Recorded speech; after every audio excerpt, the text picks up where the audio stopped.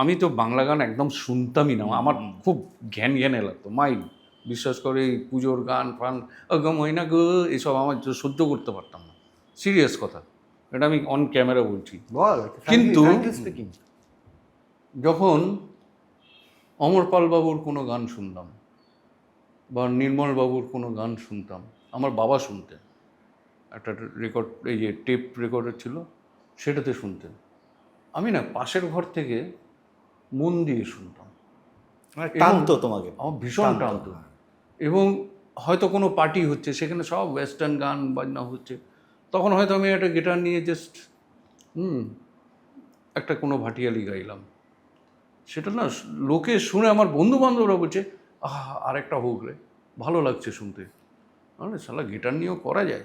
তারপরে আলাপ হলো আমার সুরজিতের সাথে, অ্যান্ড সুরজিৎকে আমার প্রণাম, বিকজ হি অ্যাকচুয়ালি, ও না থাকলে আমি বাংলা গানেই আসতাম না।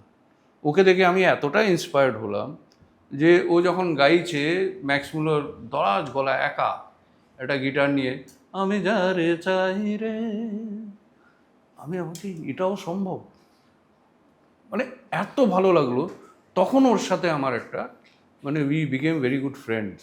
আর সুরজিৎটা তো অনেক যন্ত্র বাজাচ্ছে তারপরে হ্যাঁ। মানে উই স্টার্টেড কম্পোজিং সংস আর হারমোনাইজিং, আর শুনতে ভালো লাগছে, লোকে বলছে দারুণ লাগছে রে শুনতে। আমরা 3টে গান রেকর্ড করলাম, ডেমো করে বন্ধু বান্ধবদের শোনাচ্ছি, ওরা কপি করে নিচ্ছে, বলছে তো এটা তো পাবো না, এটা তো মার্কেটিং।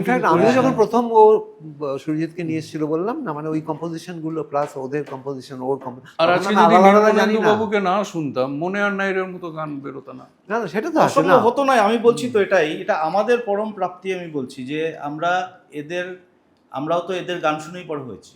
আজকে আব্বাস উদ্দিন বলো, নির্মলেন্দু চৌধুরী, হিমাঙ্গ বিশ্বাস, অমর পাল, সেই সময় স্বপনদা, আমি বলছি স্বপন বসু আমাদের হিরো, মানে নিউ জেনারেশন, জিন্স প্যান্ট পরে হাতে ব্যঞ্জন নিয়ে গান গাইছে। আমার স্কুলে পড়ি তখন, আমাদের আরবান বাউল নাকি একটা নাম ছিল না, টাকিলে দোয়া খান। হ্যাঁ, তো তারপরে ধরো এই যে একটা লোকগানের মানে মানে জোয়ার, তো সেটার জন্যই আমাদের, আমি বলতে ফরম্যাটটা আলাদা।